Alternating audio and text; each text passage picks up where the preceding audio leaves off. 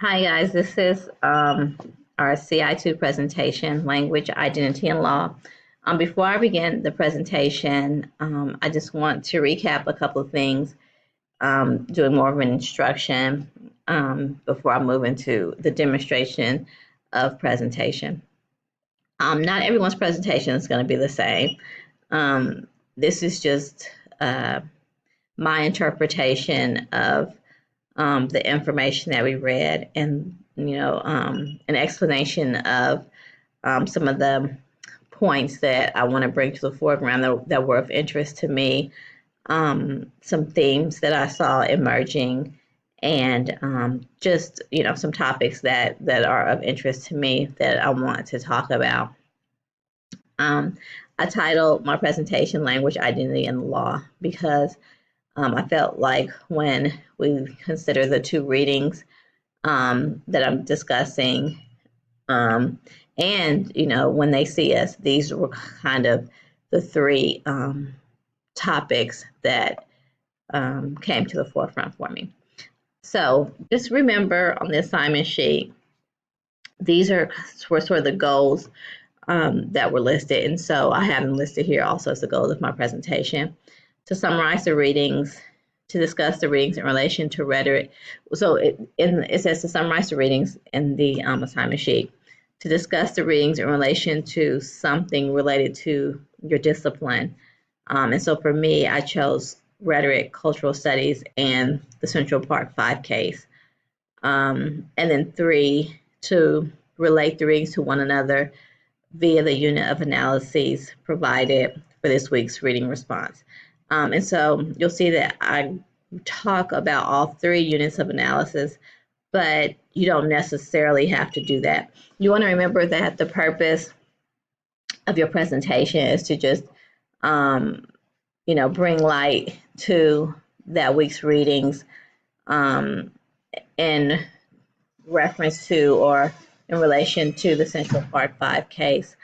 And so because we have so many disciplines in our course, we are presenting across the disciplines, so to speak. All right, and so having said all that, I will get started. And one last thing, just keep in mind that your presentation should be about 15 minutes. If you use Screencast-O-Matic, you can only make a video up to 15 minutes, so that seems to work perfectly.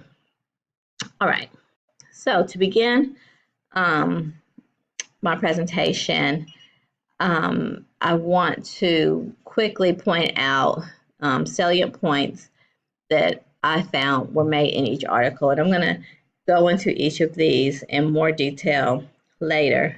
But to just get started, and I just use brief titles of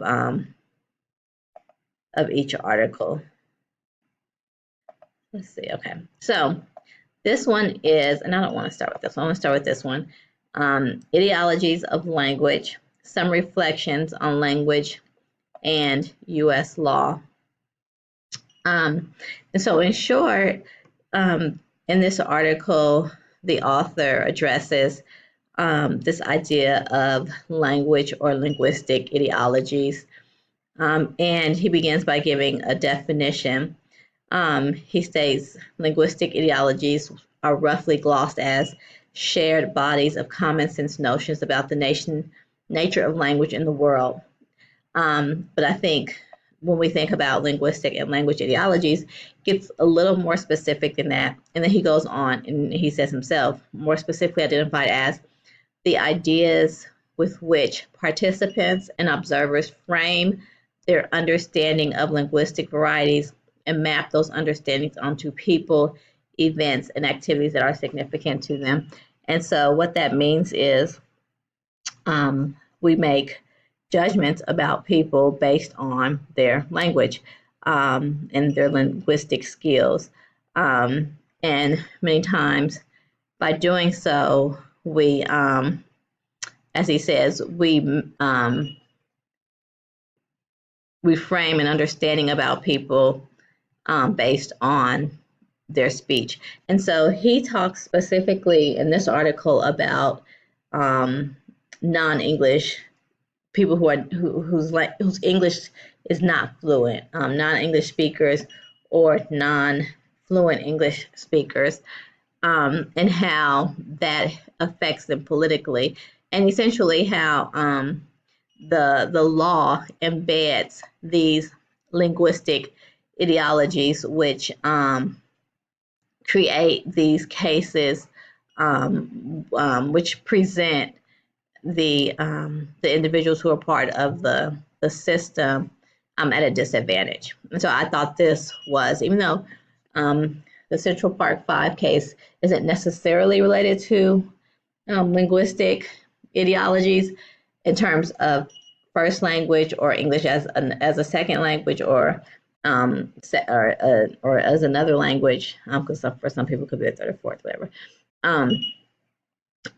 I do think that language plays a role in another way, which is not what I'll be talking about today. But this is why I thought this article was important. The second one is The Spectacle of the Other by Stuart Hall.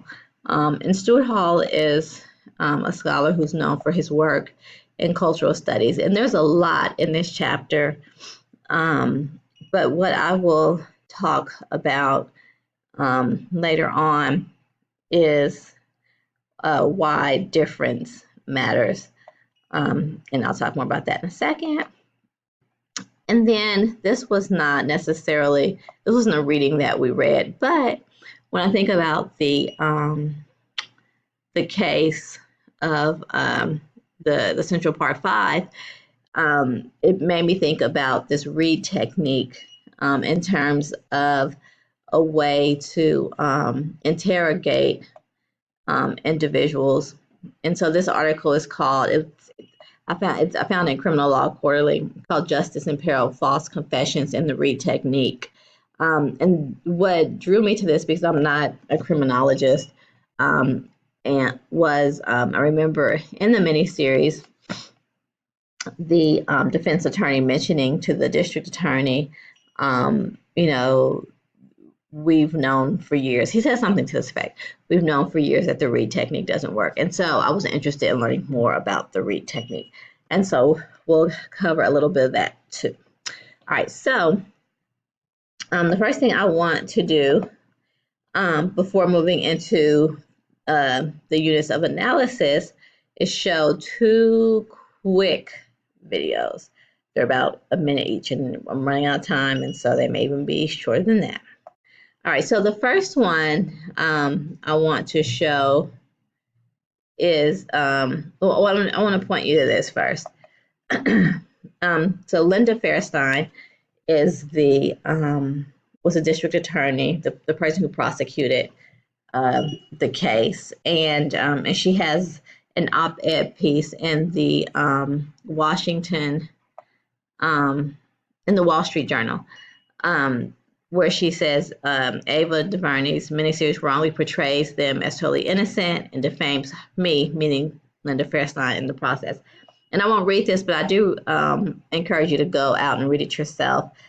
I don't have a subscription to the Wall Street Journal, so I found it on another site, but it's all over the internet, so you can easily find that. This is just a quick snippet of one of the reporters from CBS This Morning talking about the case, and I really hope you guys can hear it because I'm not sure. We'll see. All right, here we go.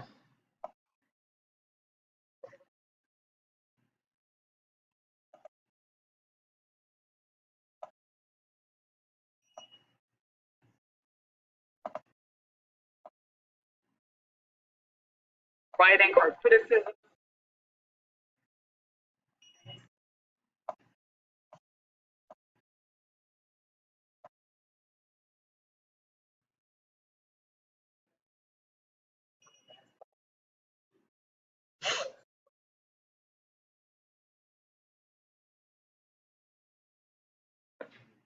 All right, and then I want to show this quick clip. We need to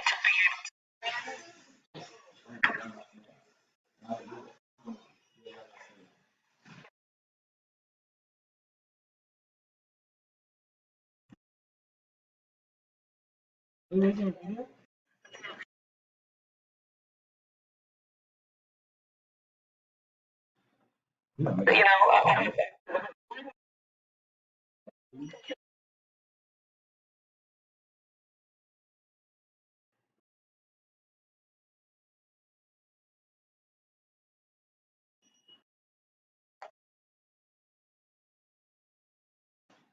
Okay, and I want to stop right there.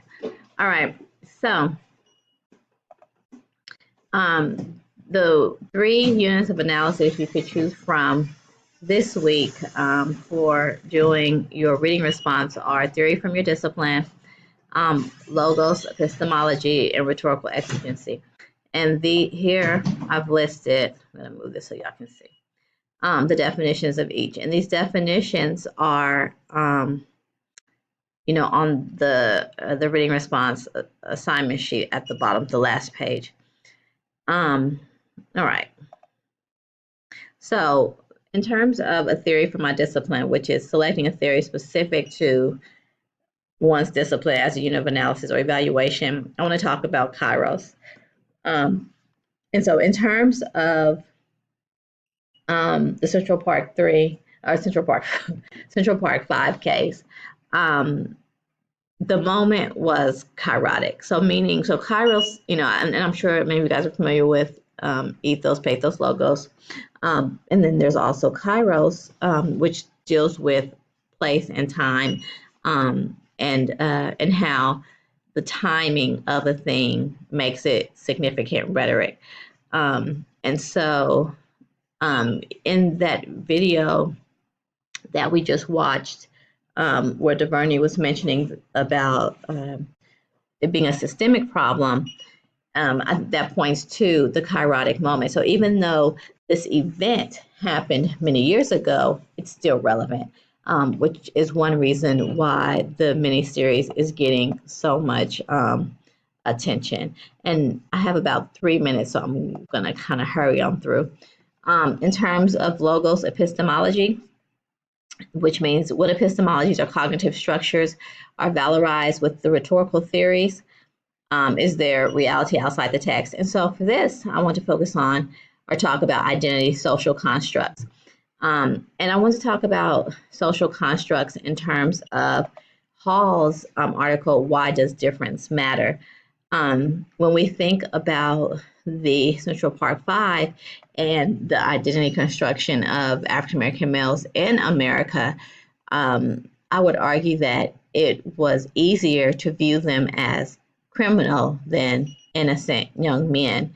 And one thing that Hall writes here, meaning depends on the difference between opposites.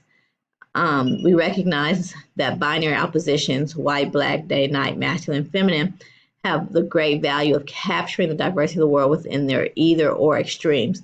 They are also a rather crude and reductionist way of establishing meaning. And so when we consider these binaries, we construct meanings, we construct identities, and many times the term to the left of the binary is considered more powerful, so to speak. And so the term to the left reduces the term to the right. And then the final unit of analysis is rhetorical exigency. And again, when we think of a problem, need, imperfection, or dilemma that can be modified through rhetoric, how do we see othering happening in the Central Park 5 case? And how is othering a rhetorical exigence or problem that needs to be modified through rhetoric? And so, for example, even thinking about the identities of the young men, thinking about the language that's used about them, creates or does not create an other situation. And one thing that DuVernay talks about in a video that we didn't see is she wanted to humanize them. She wanted, rather than to other them, she wanted to bring them to the center. And so that is my time. See you later.